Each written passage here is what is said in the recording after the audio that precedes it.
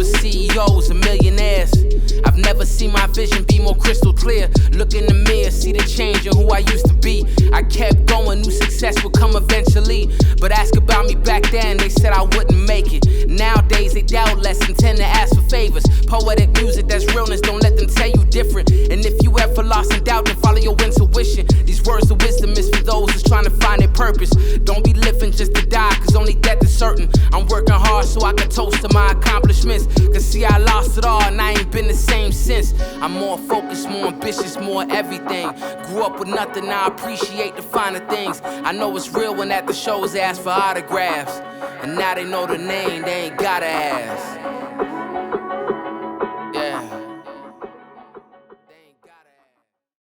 So today we have a little different of a oral history.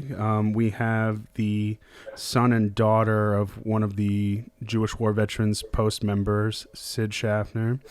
And Sid Shafner was in World War II. Unfortunately, he's not with us anymore.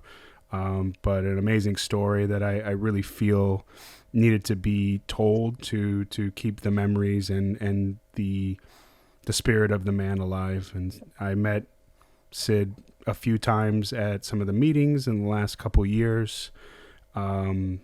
Very genuine guy who just loved being around his fellow veterans.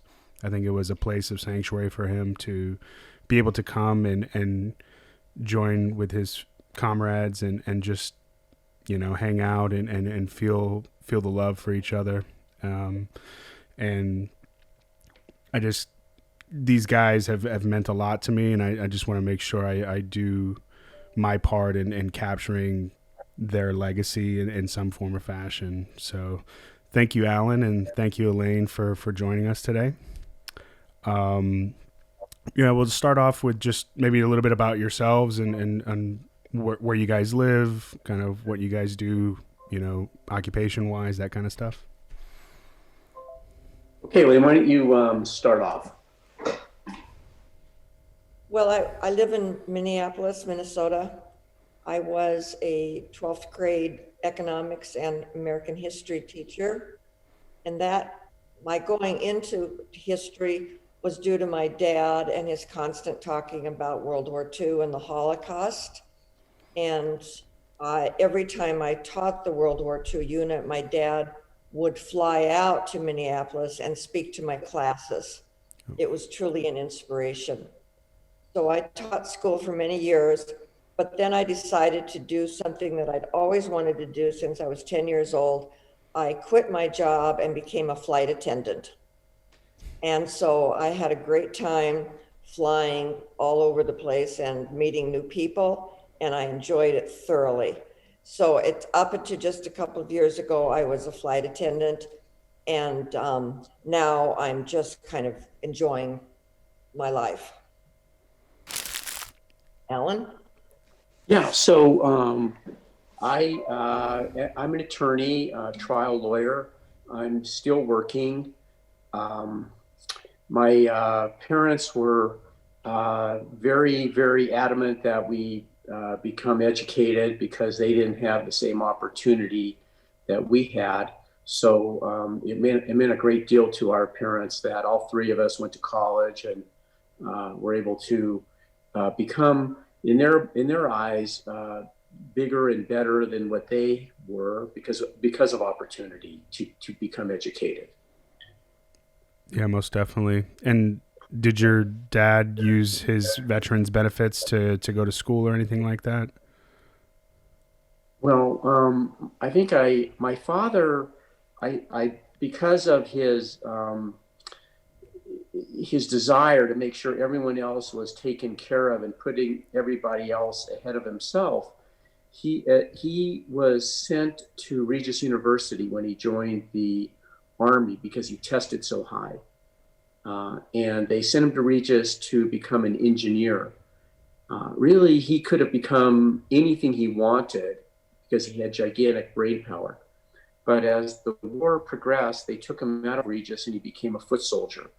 And then thus, his experience with Dachau and things like that.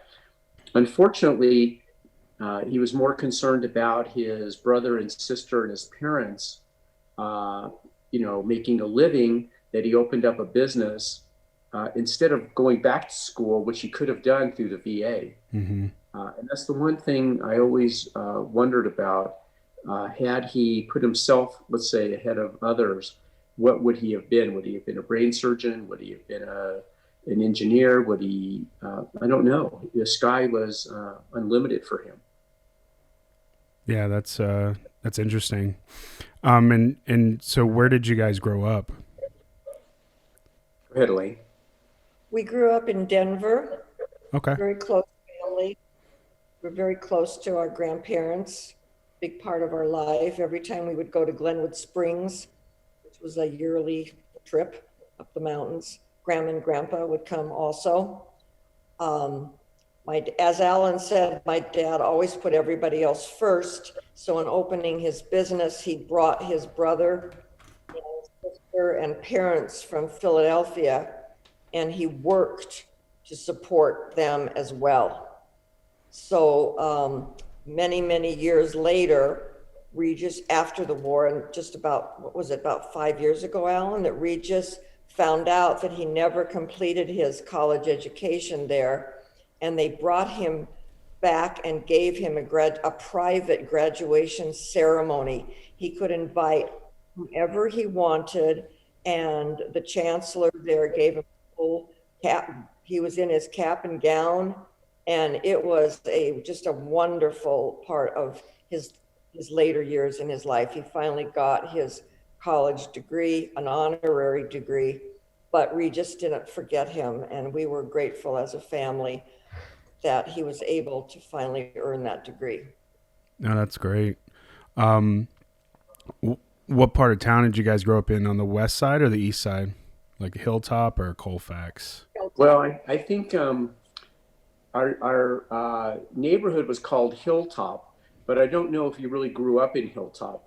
We kind of grew up on the outskirts of Hilltop, which would be Alameda and Holly, Alameda and Ivy.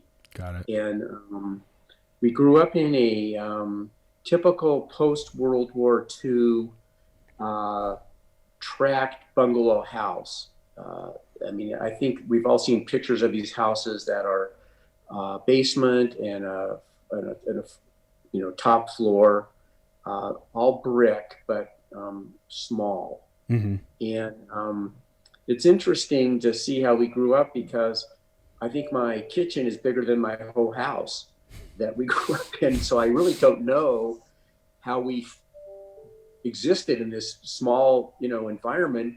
And the kitchen wasn't big enough for my mother to sit down if we all were going to eat something. So she had to stand while we had dinner, which, looking back on it is like, wow, that doesn't seem quite fair, but that's just how it was. And that's, how we grew up.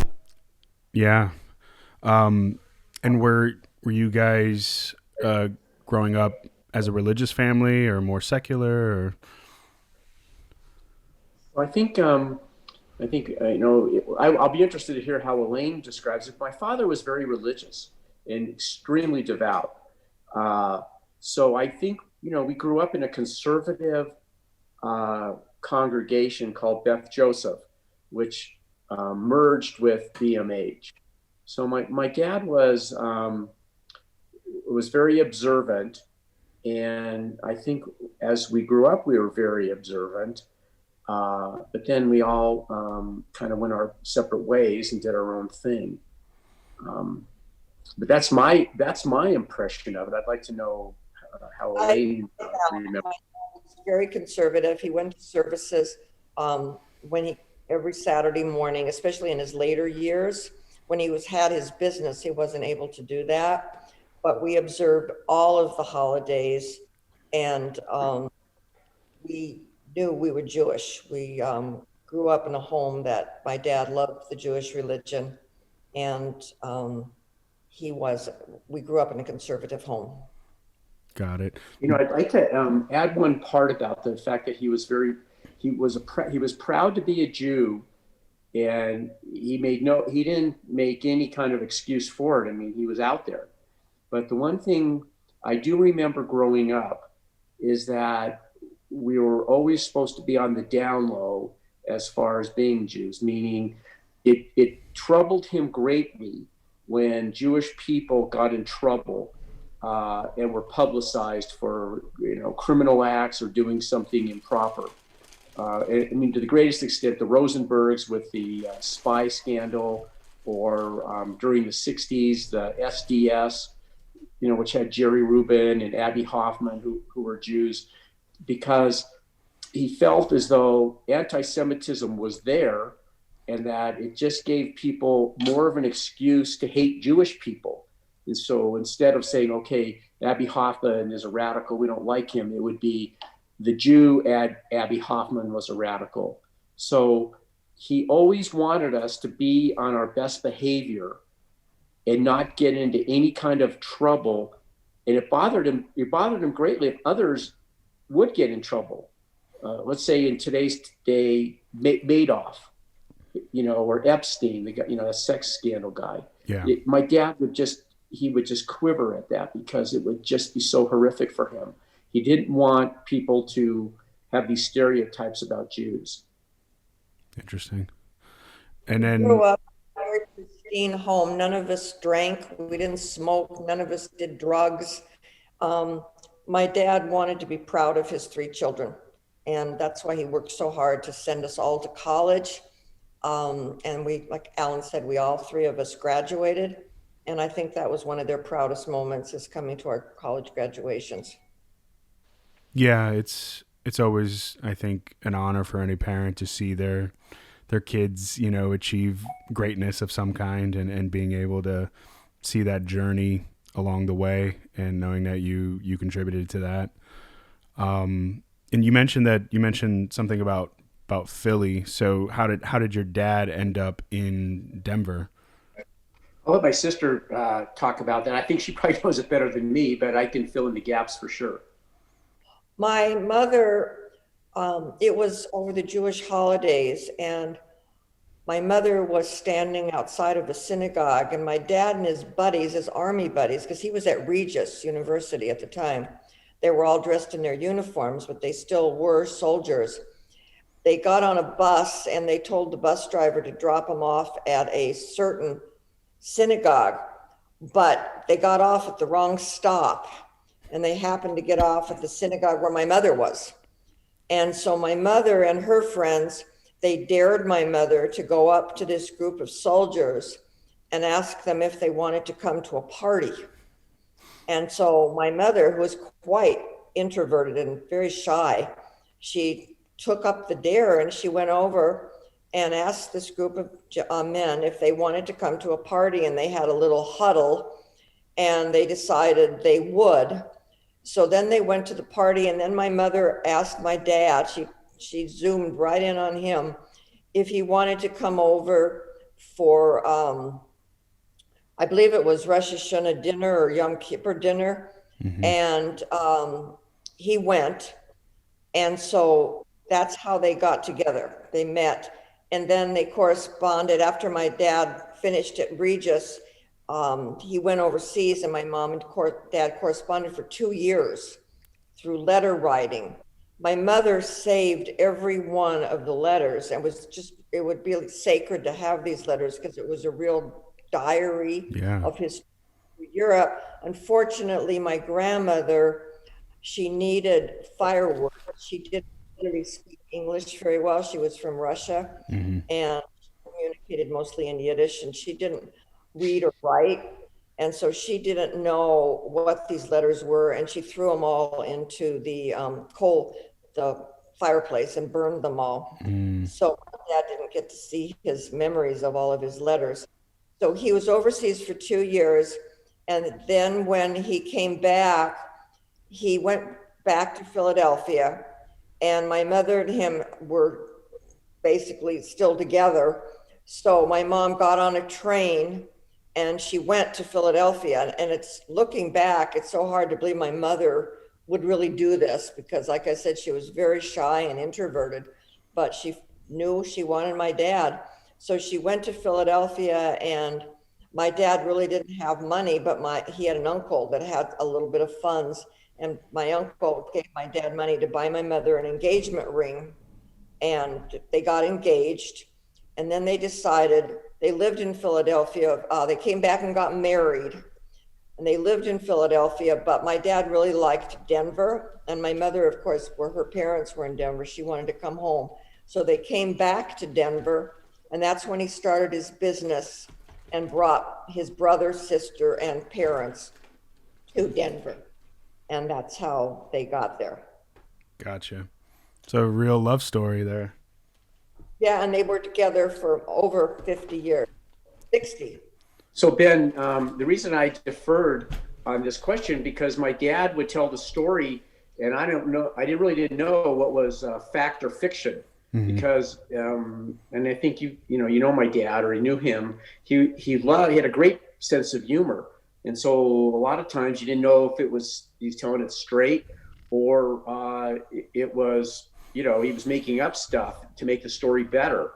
So I guess I learned some things just now hearing it. Gotcha. And then, do you think your dad became more religious, or was he observant before he joined the military? Go ahead. No, I know he had a bar mitzvah. It was during the Depression. Mm-hmm. So I don't know if he became more religious or if he was always just somewhat of a devout person. Gotcha.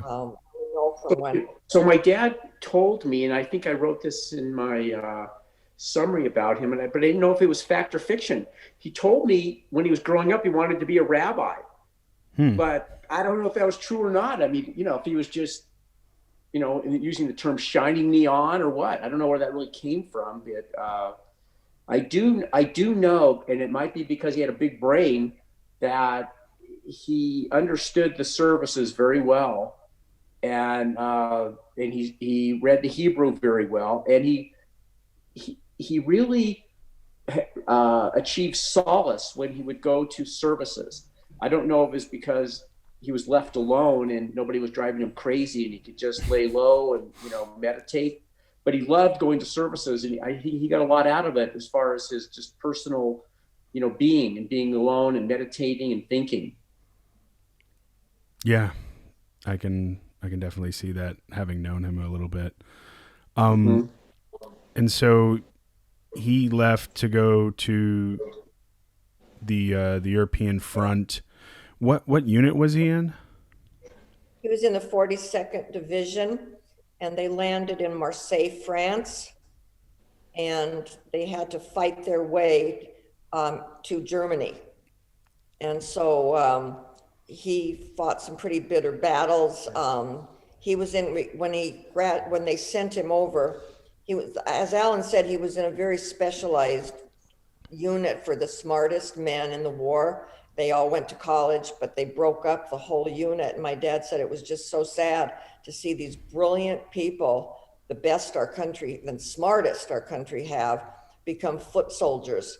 So my dad went into reconnaissance, and he drove a Jeep, and that was their trip, landing in Marseille and working their way through battle after battle against the Germans. Their unit was ambushed one night.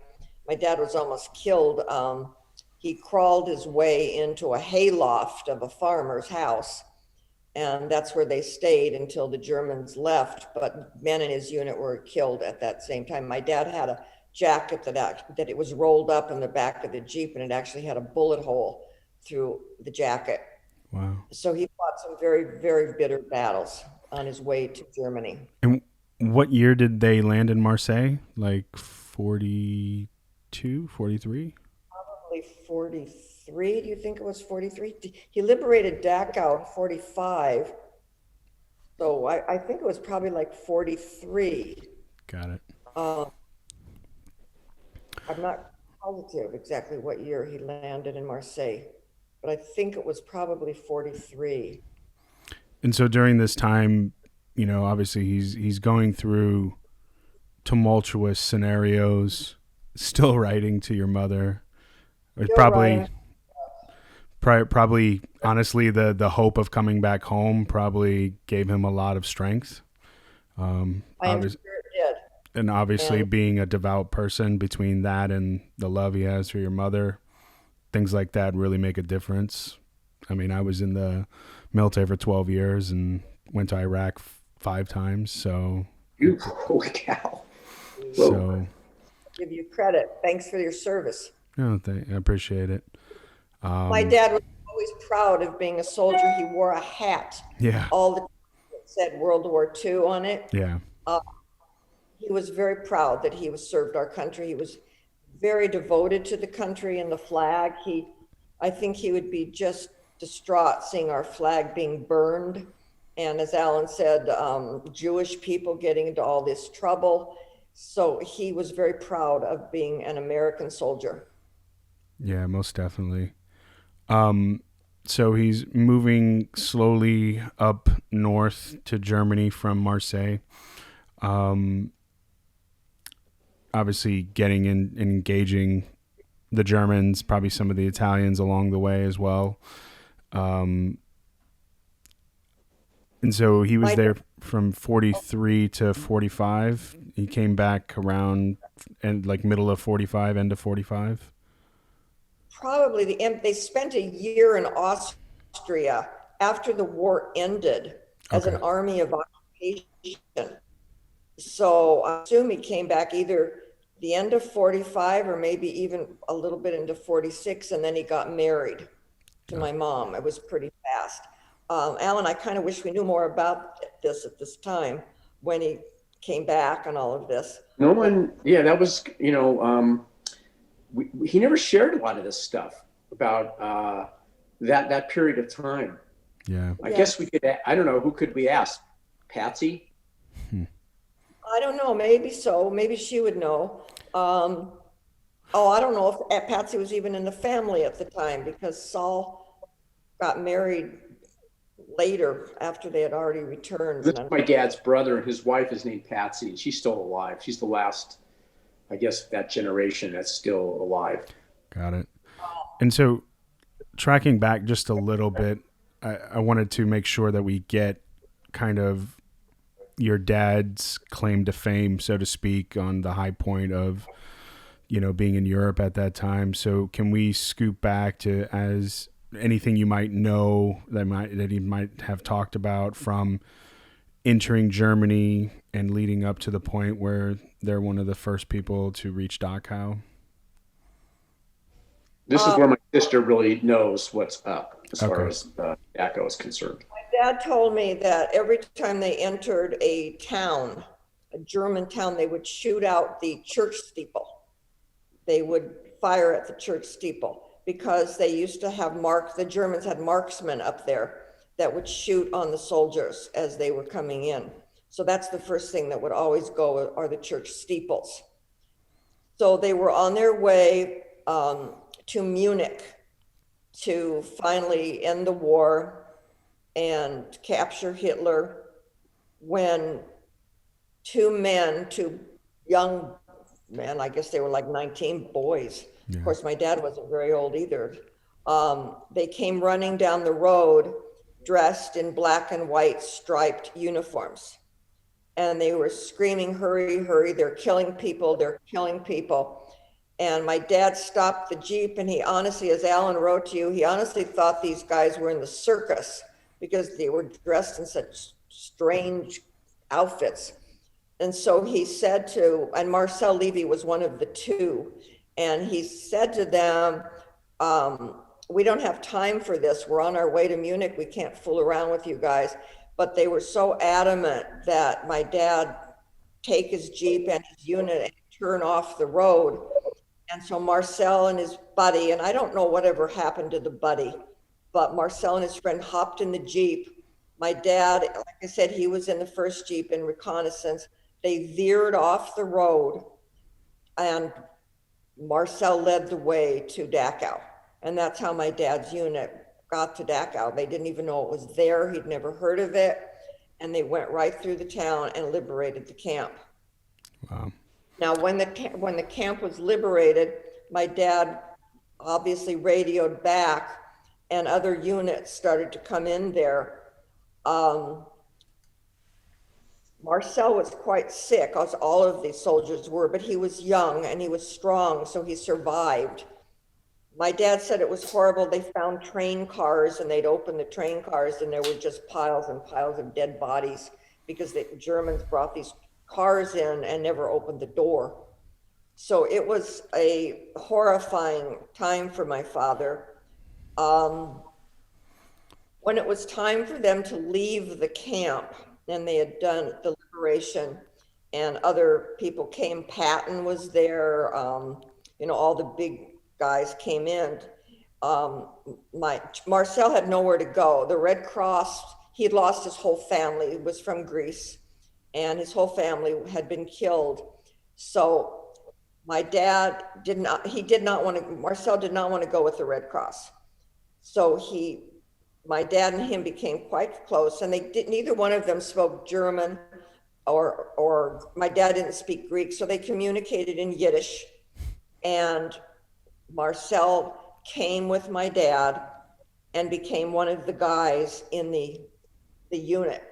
And they took him everywhere. He literally left the camp, and my dad, they nursed him back to health. At first they made him a dishwasher for the unit, and then they made him a cook. So after they went to Munich and the war was over, my dad and his unit went to Austria with Marcel in the kitchen to be an army of occupation in Austria. While they were in Munich, they went to Hitler's house. My dad actually was inside of Hitler's house, and one of his army buddies opened Hitler's bedroom closet door, and they saw Hitler's hat, his top hat that he always wore in parades, and inside it said AH for Adolf Hitler. And the man was so furious because he had been with him on Dachau. He actually took and stomped on the hat and smashed it in, but yet he took the hat with him. And I went with my dad on almost every army reunion for years. And this man by the name of Merowitz would always bring the hat, and we would fold it open because it had been smashed, and we'd all try it on and all that kind of stuff. He actually made a YouTube thing called Hitler's Hat. But when they were in Austria, just shows my dad's good heart. There was a Jewish community center down the street from where they were living, and there were Jewish people in this community center that had lost their homes. They had nothing. So they hung sheets between each family along the walls to try to make some kind of partition. And Marcel, the cook, he would always save food. And he and my dad would walk over there every night and give these Jewish people something to eat. And my dad was always like, he had the greatest heart. You'd never met anybody more helpful or loving to other people. And so he and Marcel became best friends throughout this whole thing. By the time the Austria occupation was over, my dad was sent back to Philadelphia and Marcel went to Israel. And that's how their friendship at that point stopped. Yet they wrote letters. At the 25th anniversary of the Holocaust, or at the Dachau liberation, my dad was invited by the country of Amsterdam, Holland, to go to a ceremony. And his commander happened to read about it in the Denver Post that my dad was going to this Holocaust ceremony. And he called my dad and he said, I have the flag that we actually flew over Dachau. I kept it. So he gave it to my dad, and my dad took it with him and donated it to the Holocaust Museum in Amsterdam. They have the original flag. From Amsterdam, my dad and my mother flew to Israel to visit Marcel. That was the first time they had seen each other in a long time. Then years later, we went back to Israel as a family, and my parents came, and they were able to see Marcel for a second time. So we all met Marcel, our children met Marcel. We grew up knowing about him. It was like he was part of the family. And then this last trip, I was able to make with my dad. We were guests of the Israeli Defense Forces, and they flew my dad over to meet Marcel and be reunited with him, to have the liberator meet the man he liberated many years later. Yeah, I've seen the video. I definitely will be sure to add that into, the video and the conversation here as well. It's a very powerful meeting. You can tell that it meant a lot to them, especially being it's a later part of their lives, to be able to connect one more time. I think they both knew they'd never see each other again, and they just cried when they saw each other on that field. I mean, it was just a very wonderful time. My dad was given a standing ovation by the Israeli Defense Forces. He was given a Medal of Honor, which he wore till the day he died. He and Marcel were the hit of this trip. The trip was other Holocaust liberators. There were like 3 others that were there. But my dad and Marcel were the hit because none of them had people they had actually liberated with them. Where here you saw a true story of a person who liberated and the man he actually freed, had stayed together for over 70 years. Yeah, it's just such an intense story from the beginning to the end, obviously, and the bond that you create through hardship. I can't even imagine what they meant to each other over the years, and it's you think about what you want your legacy to be, and these, just an example of your father alone, I think about many men dropped out of university to go and defend what they believed was right, and I don't know if we've ever had a generation since that has just dropped everything at a whim and tried to defend our values in the same way. Can you guys recall anything even close to that generation? Dad wouldn't have dropped out. This was supposed to be an expedited program to get an engineering degree in just a couple of years. But the Army, they needed men. After the invasion of Europe, they needed men.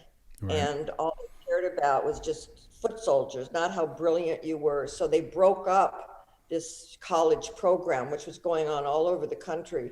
And as I said before, they took the most brilliant men our country had, who scored the highest on all their testing, and sent them to be foot soldiers, and many were killed. So, Ben, I'd like to just expound upon what your question, and that is, have we ever had a generation like that? And I certainly can't recall it, but interestingly, my father, he never asked and never received any kind of a benefit from the government, which is very different than today's world. So up until the time he died, I think the only thing he ever received from the federal government, I think the VA gave him some hearing aids, maybe. That's it. And the only reason he asked for the hearing aids is because his brother got some hearing aids, and my dad had bought some from Costco that didn't work. And so his brother said, yeah, I got these from the VA, so you should get some too. But, from the time he left the military, his entire life, my mother and father never asked and never received any sort of a benefit from anybody, which really typifies that generation of doing, putting their country first and not, trying to, of really pulling yourself up by your own bootstraps. My dad didn't have a pension.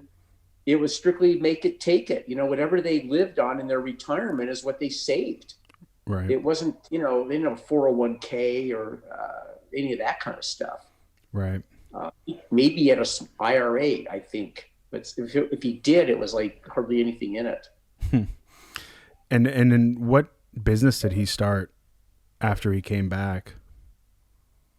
So he started a juvenile furniture store. I don't know where he got that idea. He called it Kittyland. And he had one in Lakeside Shopping Center, and then they had another one at 8th and Santa Fe, and that his brother ran. And they worked like dogs. I mean, they worked so hard every Saturday, 2-3 nights a week, only have Sunday off. And finally, I don't know, after, I think my dad in his 50s, and I'll defer to Elaine on this, he almost had like a midlife experience. He just says, I don't want to do this anymore. And he gave the business to his brother and started selling real estate, which he loved. Yeah. Well, he absolutely loved it. He didn't sell the business to his brother. Again, here's his dad just gave it to him. So he made nothing from the business. And he loved selling real estate. He sold real estate till his very, very later years. He just loved meeting people. He loved working with the Russians. He learned some Russian. My dad was very good at languages. He was brilliant. I mean, he could speak French, and then he learned Russian, and he got a lot of Russian customers, and he just thrived selling real estate. He was very happy. Oh, that's great. And when you guys were growing up, what do you remember most about your parents? Well, I think they worked all the time. I mean, my mother worked at the store. My father worked at the store. I mean, they just work. And my dad was a really strict guy. I mean, he never, he wasn't a violent guy or anything, but, if you screwed up, and my mother would always say, wait till your dad gets home, which is, a worn out phrase, but, you wouldn't screw up. So we grew up in a very strict house.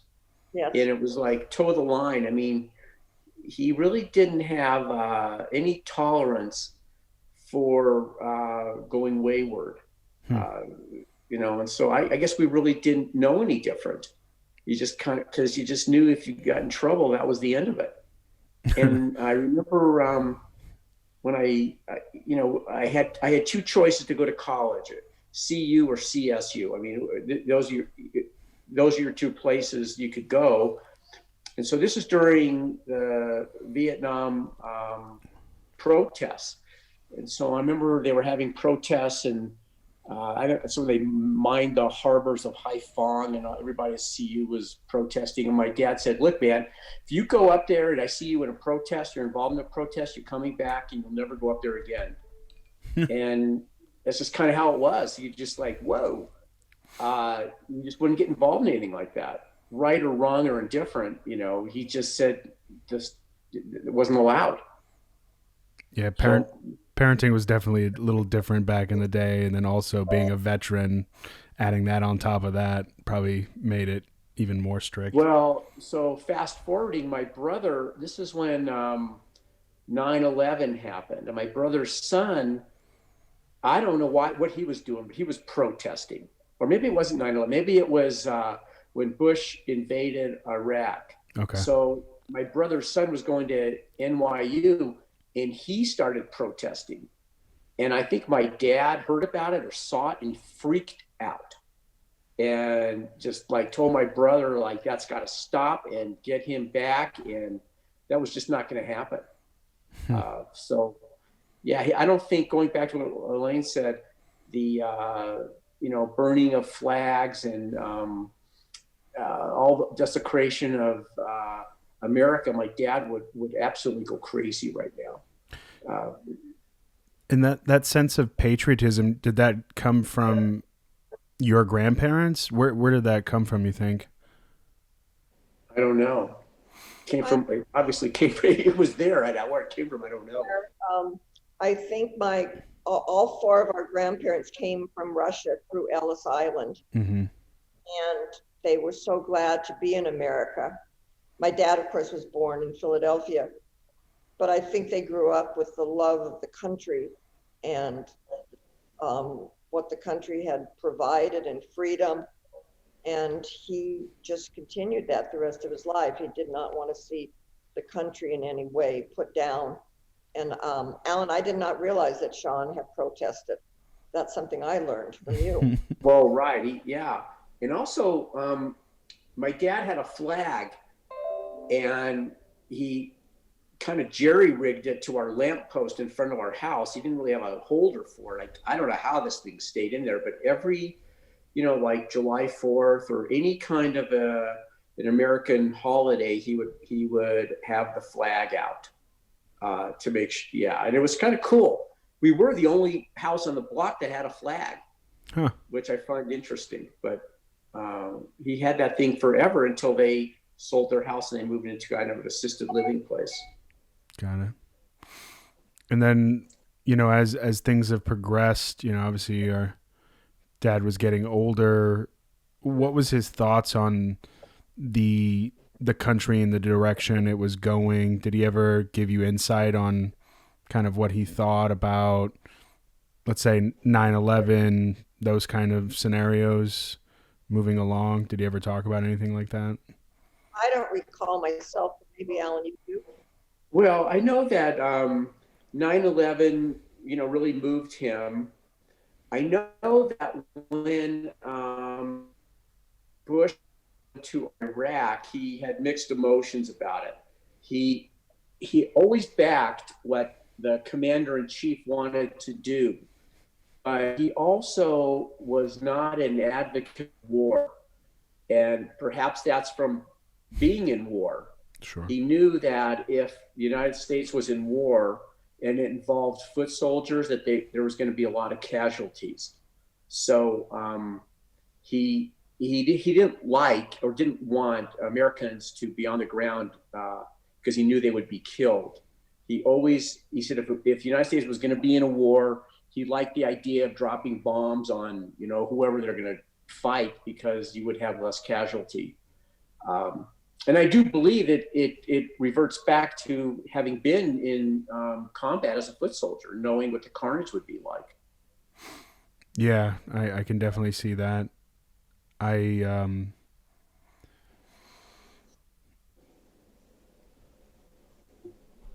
Thinking about it now, as you guys are progressing into, the middle part of your lives, how do you guys do anything to honor your father in some way, individually or even as a family collectively? Well, unfortunately, we don't do something collectively.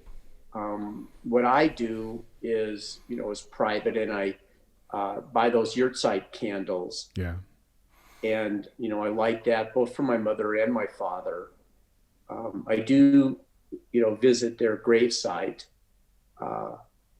And I welcome, the opportunity of your invitation to do what we're doing, because I think that's from my point of view, the greatest honor I can give my father is talking about all the accomplishments he had in keeping this alive.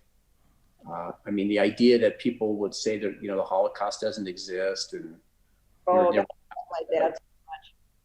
Well, yeah. So I think trying to keep this memory alive. Looking back on it, I never realized what a hero or a stud my dad was, because he's kind of like your father. You don't really think of it, in those terms until, let's say, perhaps for me today, and looking back on all this and I'm going like, wow, this is pretty cool. It didn't seem that impressive when you were growing up. Well, the greatest thing I had in my life was taking this Israeli Defense Force trip to Israel. They call it the mission trip, mm-hmm. where he was united with Marcel. It was absolutely the trip of a lifetime. We spent 10 days together. We went to Poland and visited Auschwitz, which was extremely, extremely difficult for everyone on the trip. That place, was the one and done. I'd never go back, nor would I recommend people make a special trip to Auschwitz. It's just terrible what's there. And just seeing the standing ovation my dad got, and the respect and the honor, I'll never forget it as long as I live. This trip was truly the experience of a lifetime, taking it with my dad. And it wasn't easy for my dad. He was 93 years old. He was in a wheelchair, but he definitely wanted to make the trip in order to see Marcel. And it was difficult. He took a nurse with him to help care for him. And I went too. So it was, I often say to Alan was very busy with his business and wasn't able to make the trip. But I think it's one of the sorrows of his life that he didn't go with us. Yeah, I am sorry. And especially, if I went on that trip now, it'd probably cost $30,000. But be that as it may, I mean, it's I think that was hindsight's 20/20 vision, but I definitely think that was a faux pas on my part. Yeah, it was to know. I had no idea what the trip would involve. I mean, we went to the president's house in Israel and we had a reception. We met Netanyahu. I mean, because it was put on by the Israeli Defense Force, we were taken to special places just a normal tourist would not go. Yeah. And wherever we went, Marcel came too. So that really cheered my dad on. They had a big banquet at the end with all the soldiers, and Marcel and his family were at the banquet as well. And then they hugged and cried and said goodbye. And I think they both knew that was the last time they'd ever see each other. But for me to be there and witness all of this, it's a memory I will cherish for the rest of my life. And I've traveled a lot, as well as Alan has traveled, but there was no trip that was more special in my life than this trip I made with my dad to Israel, Poland. And then what do you think the biggest takeaway from your dad was for you personally, and that you're trying to instill in your family and your children? Well, go ahead. Inspiration. My dad gave me so much inspiration. I can't tell you how much he meant to me. Here he was in this wheelchair. He had arthritis so bad he couldn't really walk. He had one knee replacement, but didn't want to do a second one. And looking back, of course, I wish he would have, because the second knee gave out and the first knee gave it. He just couldn't walk, but yet he would get on that walker every day and walk down a hallway. And I think every move probably hurt his body, but he was so inspiring to watch somebody try so hard to walk again. And he inspired me in a very private way just to keep going in your life, no matter what happens to you. He was just the most inspiring man you'd ever want to meet. So awesome. I agree. He was very, very positive, and he was very strong-willed, and he was a very giving guy. Sometimes he would almost be too strict. I mean, he was very, very rigid. However, I don't think that's too much of a fault, considering, all the other great characteristics. He just is a good guy, and you could call him.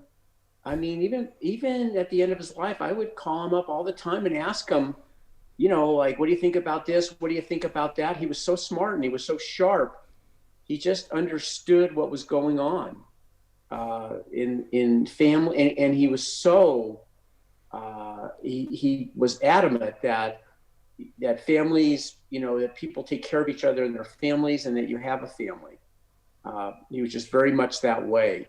So again, I think looking at today's society, where people are going rogue and everybody's, single parents, and he really believed that for success was having grandparents and parents and that family unit to thrive. And I think that's why we did thrive, is because we did have grandparents that were very supportive. Very supportive. And Alan said family was everything to my dad. I mean, that's why he gave up his going back to college in order to support his parents and his sister and his brother. Not a lot of people would do that. And family was just everything to him. We grew up in just a close family. I mean, we always went to Grandma and Grandpa's house, and we just grew up in a very, very, very close family. more difficult now because I live in Minnesota, so I don't get back to Denver like I used to. But I think my dad, in his own way, he always knew I wanted to be a flight attendant. And so when I quit my teaching job and put on that uniform with my wings, I would fly to Denver all the time because I had free travel. And I would walk in and surprise him, and he would be just so excited to see me. He would cry when I left, but I would come in pretty often, and I would stay at Alan's house. Do you remember how many times I stayed at your house, Alan? It's great. And I'd say, I'm coming in, and I would stay 2 or 3 days. But I think my dad always knew I'd be back because being a flight attendant, you could just take your days off and get on a plane and come to Denver. So I saw him quite a bit as he was getting older, and I'm forever grateful that I had that benefit, because otherwise it wouldn't have been that easy to keep flying back from Minneapolis to Denver.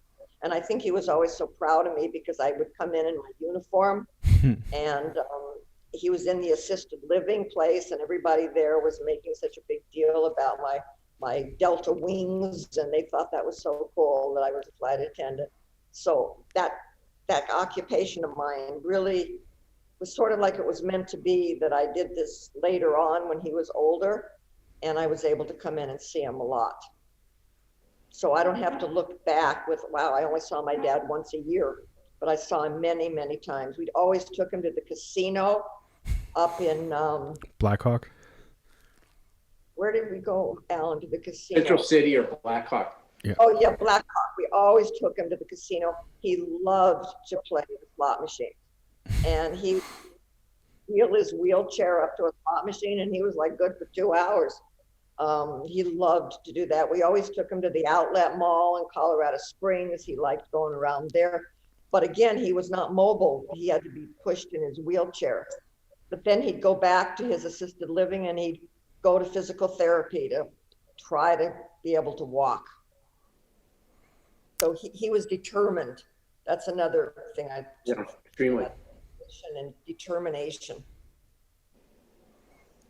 He was really a good guy. I watched that film yesterday of him meeting Marcel, and it was hard to see him because he was in a wheelchair. He did look like he had a stroke, which he had, a very, very significant stroke. And his speech was off for sure. But he was really a good guy. I mean, we were so lucky to have somebody like that in our life. I mean, we took it for granted, at least I did for sure. I know in making that trip, my dad, he said to me, how can I go? I'm in a wheelchair. I said, Daddy, everybody there that's going to be in their 90s, they'll be in wheelchairs too. And it was a difficult trip for him though, because of he had had this bad stroke, but yet he went to so much therapy, he just never gave up trying to get his speech better. Mm-hmm. But it never affected his mind. He could do calculus to the day he died. His mind was perfect. But his body just gave out.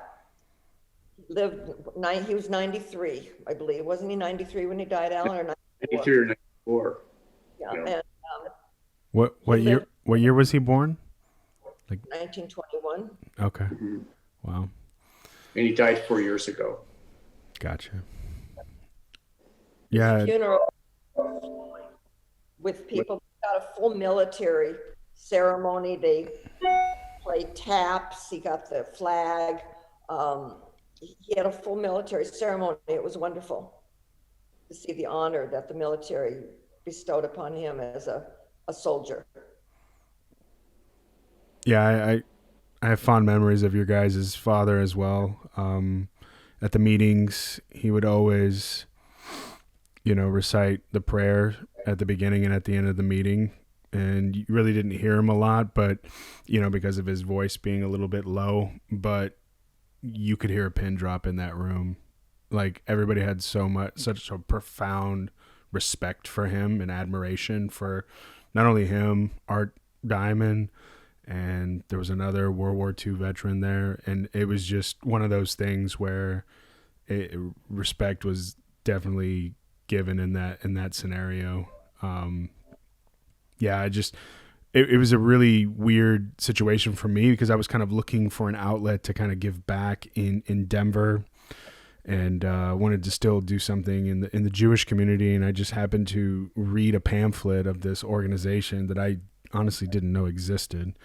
The Jewish War Veterans is actually the oldest advocacy group for military in the country. It was started in 1896, and it was set up. It was called the Hebrew Union back in New York because they had a lot of folks that said that Jews didn't fight in the Civil War, and so they created this advocacy group to prove otherwise. And they had like 50 people starting out in 1896. Oh wow! So my dad loved those meetings. I mean, I would bring him to the meetings at the end of, because he couldn't drive anymore. And that's where I met you, Ben. I mean, he loved going to the meetings. But I think there was a lot of it, he's high-fiving all his buddies. yeah, no, it was definitely that. We loved having him there as well. And the times that I sat with him, I was very humbled, just to be by his side, and hang out with him in that capacity. 'Cause I like you said, you don't know the next time you're going to see somebody, especially in that group. Sure. Oh, for sure. So yeah, it's, My dad was very devoted to his Army buddies, the men he actually fought with. And so, as I mentioned before, every summer they would have a reunion in some state. And I went along on many, many of these reunions. So I knew the men, and they would sit around and fight the war all over again, fight the battle. But I knew these men because of all the reunions that I had gone to all over the country. It was always every summer that I would go with him on these Army reunions. And that meant a lot to me now, looking back, that almost all of them, or maybe all of them now, are gone. So it was a memory to really have, that I met all their wives. And it was quite a happy time for my dad to get reunited with the men he served with. Never forgot them. They were very close. yeah, no, it's, my best friends to this day are the people that I was in the military with, or Jewish folks in Denver. I mean, that's kind of how it goes for me anyway. I guess the question I have for you guys too is, as obviously your dad was very patriotic and loved the country to its core and the values of the nation. But simultaneously, obviously being Jewish, you have an affinity for Israel and the enterprise that it became. What, if anything, did your dad talk to you guys about Israel, let's say during, obviously maybe too young in the 50s, but let's say the 67 war, Yom Kippur, those kind of times? Do you recall any kind of messages or some kind of guidance that he was maybe espousing to the family at the time on that, not only being Jewish, but being a devout Jewish man? Well, I mean, he loved Israel. I mean, I don't know if I could rank one higher than the other, Israel or America, Israel. I mean, they're two different entities. But I do remember, and I couldn't believe this, when the 6-Day War, when I was a little kid, my dad wanted to sign up and join the Israeli army to fight the Arabs. Oh. And I didn't know that. What's that? I didn't know that. Yeah. He wanted to, and I think he even went to the trouble of trying to, join up, but it never happened. But he wanted to go, and it turned out he was too old to go, obviously. Yeah. But the 6-Day War of Israel, the wars that Israel was in, troubled him greatly, because he was always concerned that would be the demise of Israel, and which would be absolutely unfathomable for him. So I think Israel was a big topic of conversation in our house, and that Israel just must exist under all circumstances. I know that he had gone to that Amsterdam reunion was after the 6-Day War. And from there, he did go to Israel for that first time to see Marcel. and he took all kinds of pictures of the Golan Heights and all the places that Israel had captured.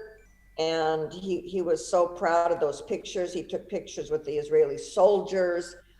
He really loved that country. He really did. And we grew up with that feeling as well. No, I totally get it. When people always ask, I think it's always a topic of discussion for folks that don't really understand Jewish identity and other things related to being an American Jew.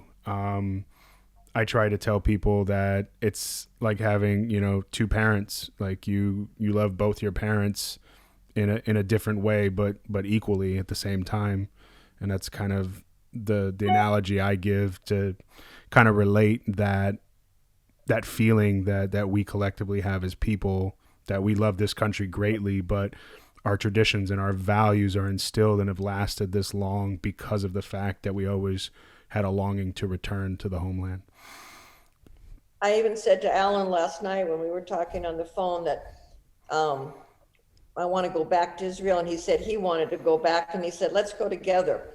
And that's something I'm hoping we will be able to do, is go back to Israel.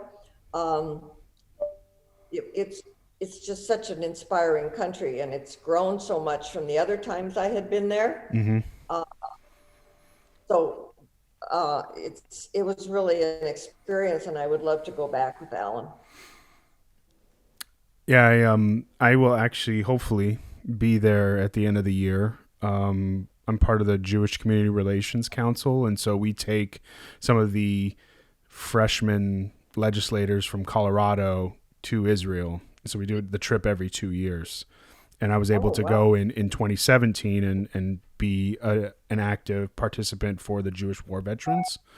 And so this year I'm part of the planning committee as well. So if, the world gets to be a bit more normal here in the coming months, and if you guys are there, obviously you probably know a lot of places to go and everything else, but I will surely be there. And Alan and I come as volunteers. Yeah, no kidding.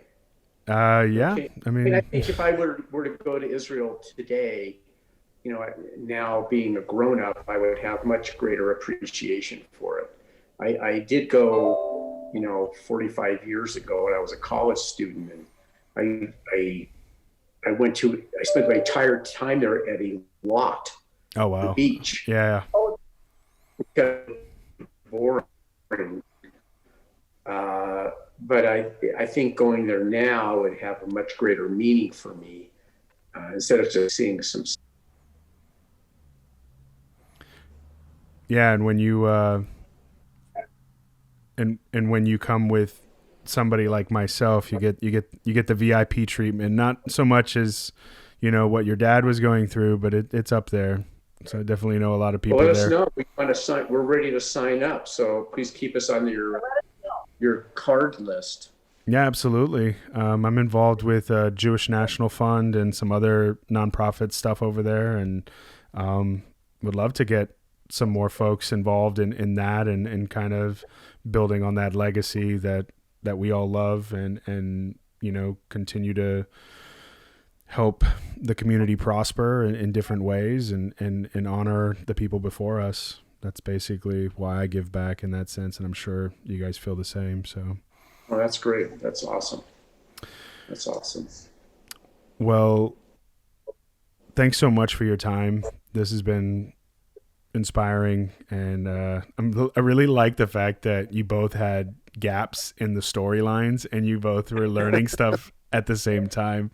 So I thought that was really awesome. But thanks again for everything and allowing us to be able to capture at least some of your dad's history and the kind of person that he was.